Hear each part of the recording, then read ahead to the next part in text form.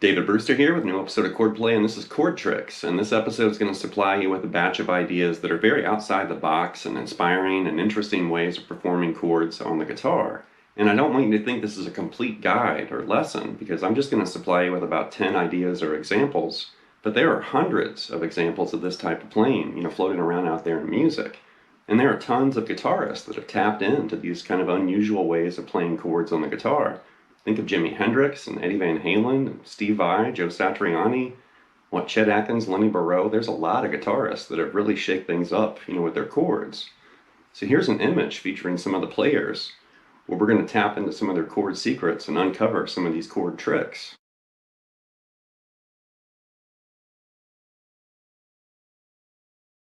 Alright, since I'm not talking about a specific guitarist or band, we can dive right into the lesson. And this episode is going to be progressive, so we're going to start with some basic ideas and then move our way up into some more of the advanced and crazy stuff, later in the episode. But the first chord trick is basically adding vibrato to chords, and this is pretty common. We've actually seen this in a lot of episodes of Chordplay so far. But I usually think of Hendrix when I think of this type of playing, like this.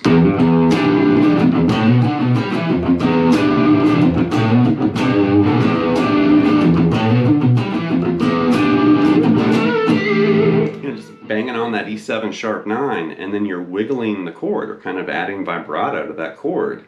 And it definitely makes the chord, kind of come to life. It's moving and doing something other than just ringing, without the vibrato, which is fine. But sometimes you may want to actually shake the chord like that, and just literally wiggle, the strings back and forth. And, we're not doing like a B.B. King, crazy hummingbird thing here. So a little bit of vibrato with chords goes a long way. You don't want to bend the strings or push the strings too far. We're literally just kind of shaking those notes like that. It's almost like grabbing your bar, but you're doing it with your fingers on your fret hand like that. And I was just kind of playing a Hendrix riff, or a Hendrix style riff, I guess.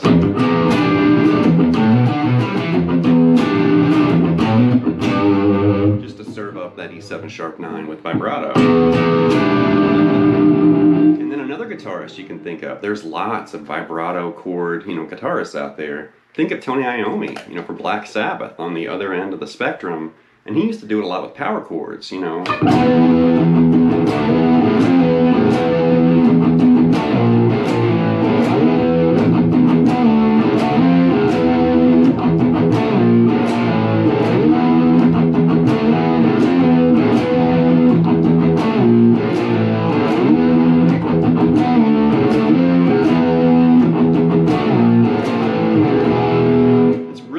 But just an E5 right there on the bottom two strings, kind of Tony Iommi approved, location right there.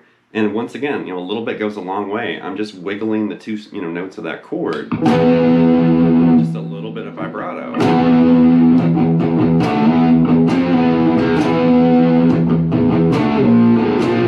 And also notice I didn't do it on every chord, because you don't want to overdo it. But just that E, just that first E has vibrato. Everything else is kind of tighter.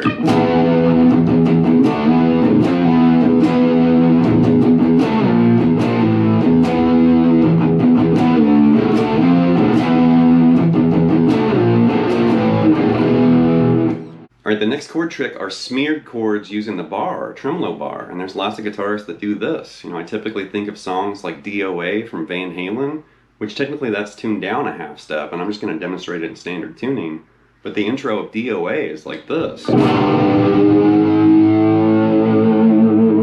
you literally hear Eddie, hit this A5 power chord, but he pre-dips his bar about a whole step, and then lets it, rise back to standard, and you hear it kind of roar out of tune, and then suddenly it's in tune, like that. You could also think of Jimi Hendrix, songs like Little Wing, and he's actually playing an implied harmonic chord like this. Right, and that's technically a chord. You could think of E minor 7, but he's doing it with harmonics. Like that, and it sounds really cool. It's like a spaceship coming down or something. There's lots lots of examples of kind of dipping and smearing chords, with the whammy bar. All right, the next chord trick are volume swells with chords, and definitely Eddie Van Halen marked this territory, throughout Van Halen's catalog, and there's lots of examples, from Van Halen doing this, and there's tons of other guitarists too. Now we have looked at sections from Cathedral, and that's definitely a volume swell workout. So let's look at something different. Let's look at their cover of You're No Good from Van Halen 2. This is supposed to be tuned down a half step, and I'm just going to demonstrate it in standard. But the intro from You're No Good is like this.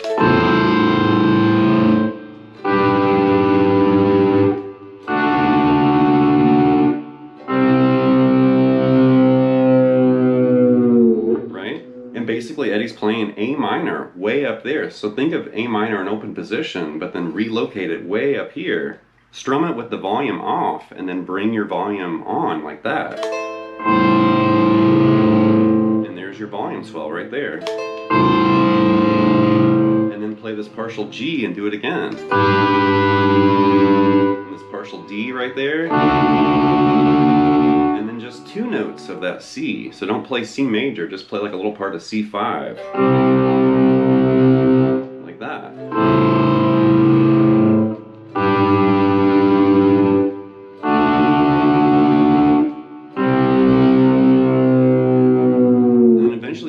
Do the bar dip just like Jimi Hendrix did in Little Wing, but instead of a harmonic, he's just dipping that part of C or C5.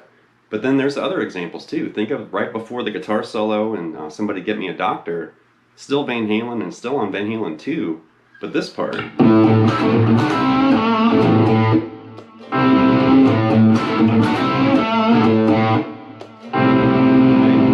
right there he's playing these kind of funky double stops. And then you hear him roll the volume off. He grabs this partial A minor 7 right there, strums the chord, and then brings the volume on. Like that.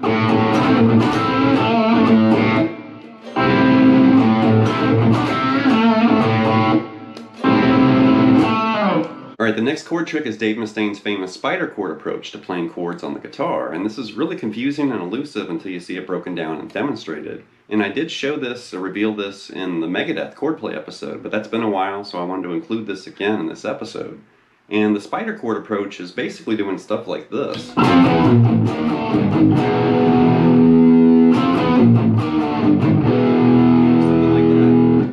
This in tons of Megadeth songs. Check out Wake Up Dead for a great example of hearing this in action. But the spider chord approach, we're basically moving, between the A and the D string and the low E and the A. And we're also kind of splitting up the work, between your fret hand fingers. Because we're moving from F5 to E5 like that with your middle and pinky. And then right there we're moving over here and grabbing this B flat with your index and third finger, and then shifting to A right there like this. So those two fingers are grabbing these two chords, and then these two fingers are grabbing these two chords. So that's unusual. But it makes that transition, from one set of strings to another a lot easier like that. And then do it again right there. And I think in the beginning I just kind of played like a riff,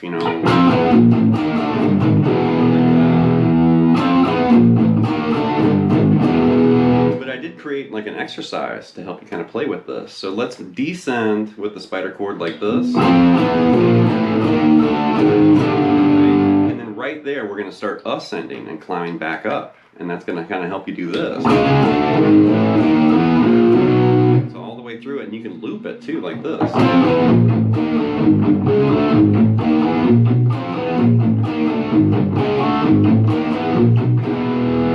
It's a great little exercise to kind of help you get used to these quick little shifts. The next chord trick are these shimmering pick taps, and I'm not really sure where this originated from or originally appeared. I first heard it in the song Puppet Show, which is Andy Timmons' guitar solo on the Danger Danger album Screw It. And at the beginning of Puppet Show you can hear him doing this. But this shimmering pick tap idea is something like this. It's like you've entered this kind of magical fantasy world or something right there. And right there I'm literally just holding a C9 and then I'm tapping with the pick a whole step above the chord and just kind of doing this trilling, across the strings. And the more frantic and faster you go, the more kind of magical it sounds, I guess. And you can move that everywhere. You can play in different keys. But you might want to stick with a chord like that where it's all kind of in a line, because you can start spelling out different chords with your pick, but it's going to be tricky if you start navigating around the strings. So it's definitely a good idea to use a bar chord like that, some sort of bar chord, and just frantically kind of tap your way with the pick across the strings. Next up we have chord tapping. There's lots of guitarists that demonstrated this in their music. You know, think of players like Michael Hedges and Stanley Jordan and Buckethead, and there's lots of chord tappers out there. But I usually think of Joe Satriani because he's definitely recorded and served up a lot of tapped chord etudes and songs. And if you check out his song, The Forgotten Part 1 from Flying in the Blue Dream, you'll hear Joe tapping chords like this.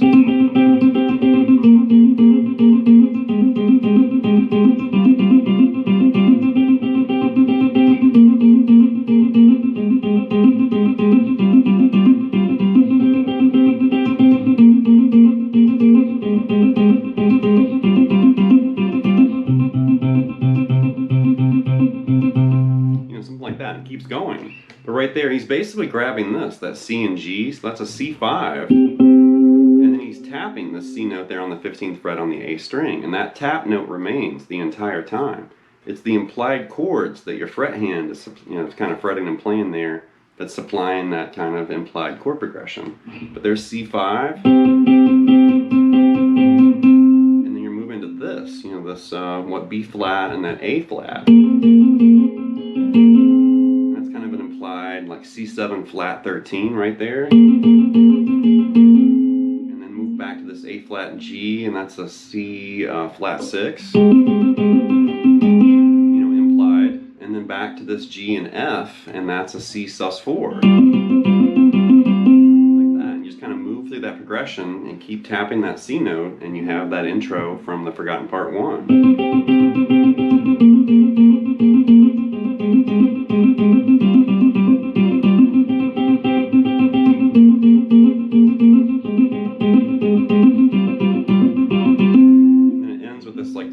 C octave right there. Really cool, and it keeps going after that. But there's lots of Satriani moments like that where he kind of demonstrated these tapping solos and stuff.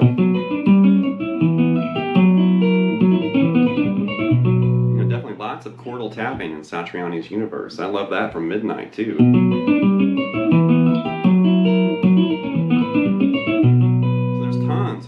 Of tapping on the guitar. Okay, up next is fretting with your thumb, and I did actually create an entire episode of Chordplay somewhat recently, the Hitchhiker Chords episode, and that's what we're talking about in there, like using your thumb wrapped around the fretboard and fretting, parts of chords and fragments of chords. And there's tons of players that do this, but definitely everybody points to Hendrix for sure, and you can hear Hendrix doing stuff like this.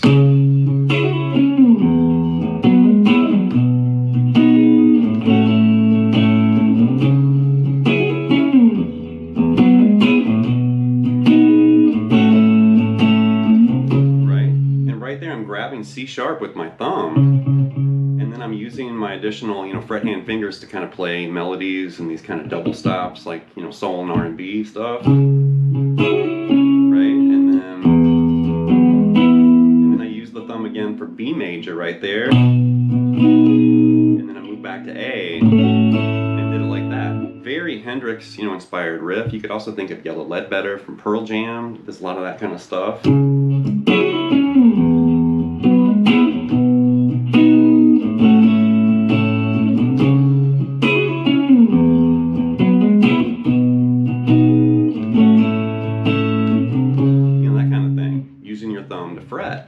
Now, the great, jazz guitarist Tuck Andress, which I'm a huge Tuck Andress fan, he actually has an instructional video from back in the day, like a fingerstyle mastery, I think it's called. And in that video, Tuck was talking about a very different way of using your thumb. Instead of wrapping it around the fretboard this way, I'm going to show you a really weird way of using your thumb. He was actually talking about grabbing this chord, which is C major 7. He was demonstrating it there. Let's move this to E, because it's going to be a little bit easier to play in E compared to C way down there. So just relocating where Tuck had it, But he's basically talking about finding, this chord. Really wanted to play that voicing, but he couldn't really find a way to fret it, because you also need, you need this, but then you also need that B note up there. So he talked about using your thumb around in the more traditional way like that, but that requires a lot of thumb. You really got to get that thumb around to reach the A string right there, on the 7th fret. So you can do it that way, but he was also talking about doing it this way, which is really unusual. Right there, I'm actually fretting with the thumb nail on my thumb to grab that B note. That's really weird, kind of that secret thumb right there hiding. And you could also find like Jake E. Lee famously, brought his thumb around and played things like this. I never really checked out, Jake's approach, because that seemed kind of scary. I thought, man, that's hurting my wrist just watching him do it. But I did investigate, Tuck's more innocent version of investigating that major 7th chord played like that, which is so weird. Next up are harmonic chords, or more accurately, chords that feature harmonics, and they serve up these implied chord, tonalities and sounds. And we actually already had this in this episode. Earlier when we looked at the bar dips, when we were talking about Hendrix from Little Wing, and that kind of E minor 7 implied, bar dip right there, that is an implied chord using harmonics. And you could think of like Roundabout by Yes, and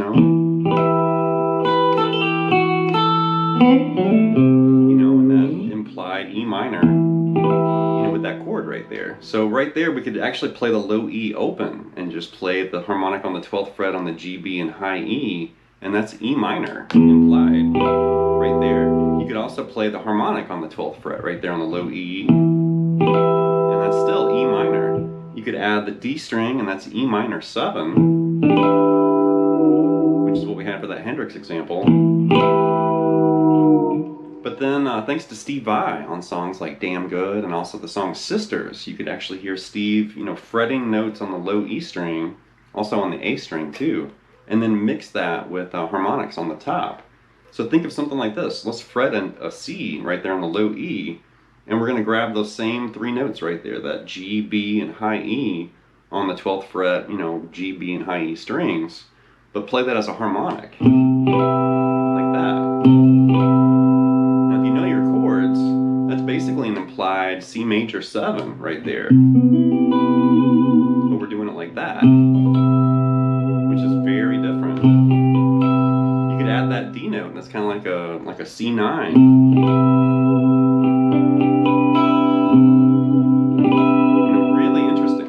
And then as you start kind of moving through this, like right there we had E, right? We had C.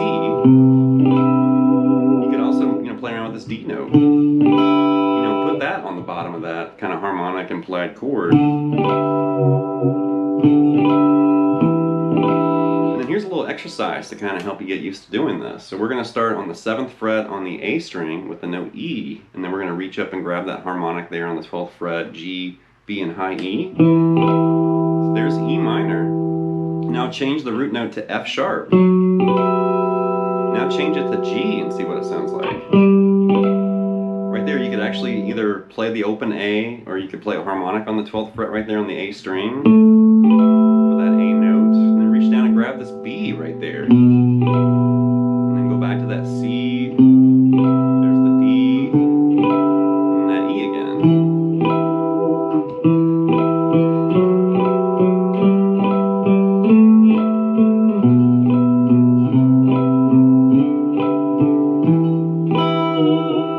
Help you get used to doing that, and that's really interesting, especially when you start adding maybe other harmonics, on the fretboard. You can find other chords that kind of allow you to do this, but that's a really cool way of sneaking chords with harmonics.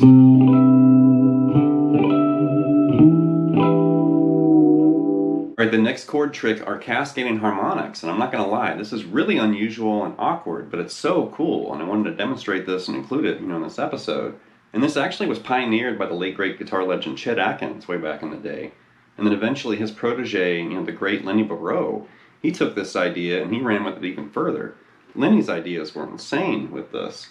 But the first thing we're going to do is we're going to use this kind of unusual chord But usually this technique is applied to this chord, like this. It's a really funky chord, like a B6-9 add 11. You could think of it like that. And I'm fretting the top part like this, and then the bottom part right there. So when you have the chord together, which that is kind of an awkward chord, we're basically doing stuff like this. And it's really cool. And it has this like dreamlike kind of fantasy sound. So right there I'm basically using, my index and thumb right there. And my index finger is hovering over that node point, the harmonic right there on the 19th fret, because that's basically related to what the note I'm fretting right there with my middle finger on the low E. So there's the harmonic, and then my thumb is actually plucking the string, behind that to sound that harmonic, just like that. So that might be kind of weird if you haven't done that before, but there's the harmonic, and then you want to basically play the G string regular, just pluck it with the finger, and then do a harmonic on the A string, like that, and then pluck the B string, and then harmonic the 18th fret there on the D string, and then play the high E, and then the 18th fret on the G with a harmonic, like that.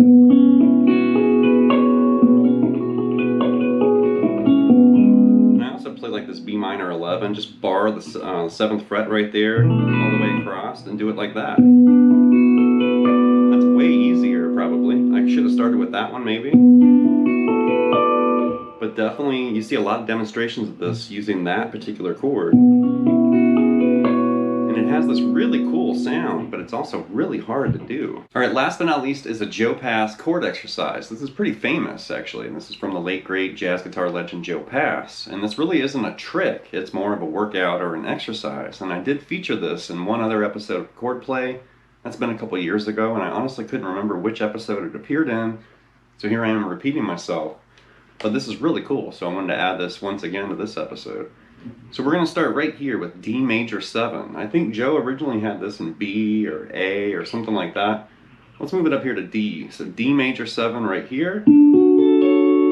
And take the pinky finger note, and we're going to move that down a half step, so now you have that. Move that note down another half step, now you have this. Move that note down another half step, and now you have that. That's just the first part, the first bar right there. So we're moving down the D string and coming up with this, this, this, and that. Now we're going to start moving this note on the G string. So move from there, down a half step, down another half step, and then down another half step. So we moved, on the D string and on the G string.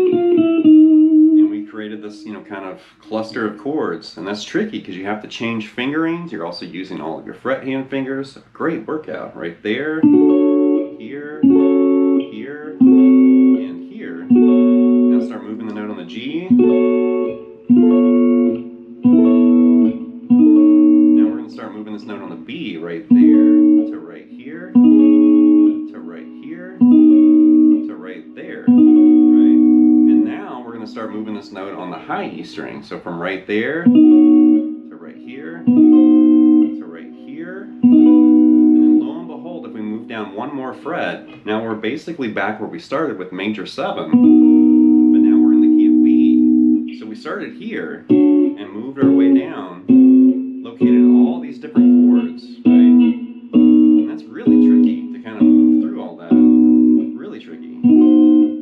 And then we end with B major 7. Now guess what you can do when you get to B major 7? You can do it again and start stretching your way down, down here. And the further down the fretboard you move, obviously you're going to be stretching a little bit more because the frets are wider spaced. But that's a great workout. And it's just this, chord cluster kind of mess with your fret hand finger. But it's really interesting to kind of challenge your fret hand and your technique. Can I grab all those different mutations and kind of twist and turn the notes around those chords? So let me run through that one more time.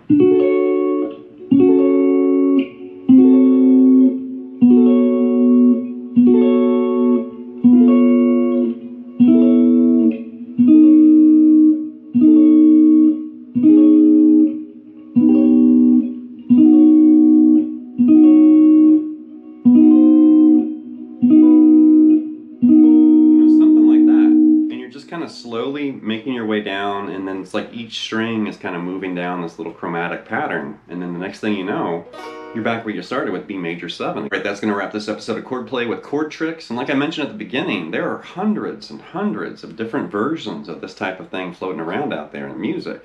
You know, different ways and kind of these really, you know, avant-garde or interesting ways of playing chords on the guitar. So I didn't include every, you know, chord trick known to man or woman, because there's a lot of them. But if I missed some chord tricks that are some of your favorites, or maybe like another song example featuring some of the chord tricks I did feature, you know, feel free to jump in the comments section and leave, you know, some of your favorite chord tricks, or maybe songs that feature, you know, some of these ideas. So anyway, leave some feedback and comments. Please subscribe to Night Lessons, and I'll be back before you know with more content and material. Thank you.